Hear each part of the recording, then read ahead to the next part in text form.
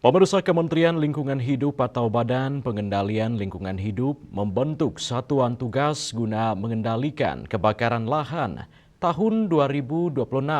Langkah ini menjadi bagian dari strategis nasional dalam menghadapi peningkatan risiko karhutlah seiring proyeksi musim kemarau dan potensi El Nino pada tahun ini.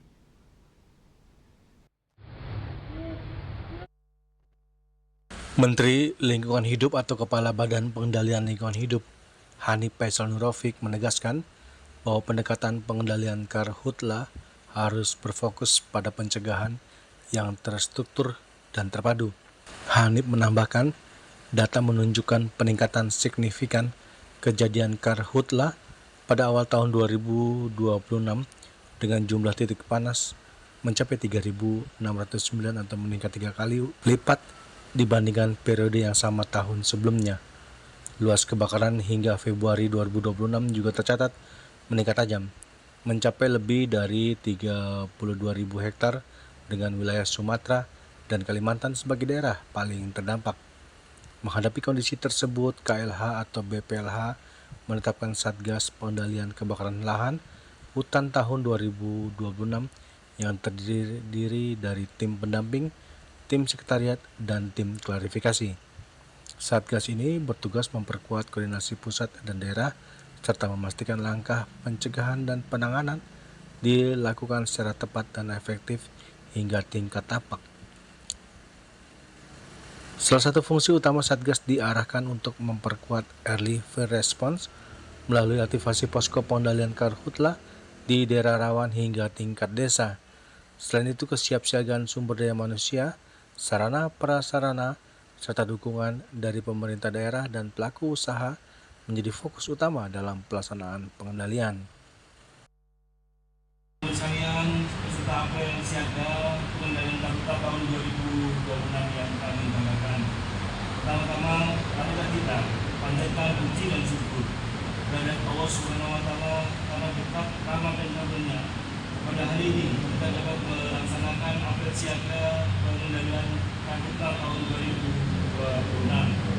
Apel ini dimaknai menjadi penting sebagai langkah persiapan kita untuk segera melakukan langkah-langkah lapangan dalam rangka upaya pencegahan dan pengendalian kebakaran hutan dan lahan pada tahun 2026 ini.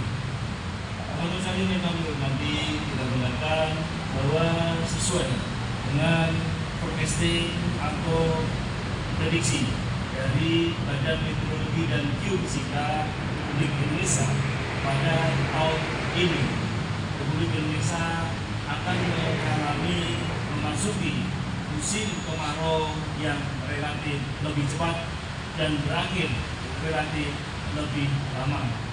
Perubahan pola ini sekali lagi bukan merupakan fenomena alam, tetapi sudah membentuk karakter iklim karena pemanasan global yang tidak bisa kita hindari. Akhir ini maka komitmen global untuk kemudian melakukan upaya bersama dalam penanganan perubahan iklim kembali harus dibangkitkan dengan kuatnya negara superpower Amerika Serikat dalam perjanjian Paris tentu berakibat cukup serius untuk upaya global dalam penanganan emisi gas rumah kaca yang berdampak pada perubahan pola iklim kita sehingga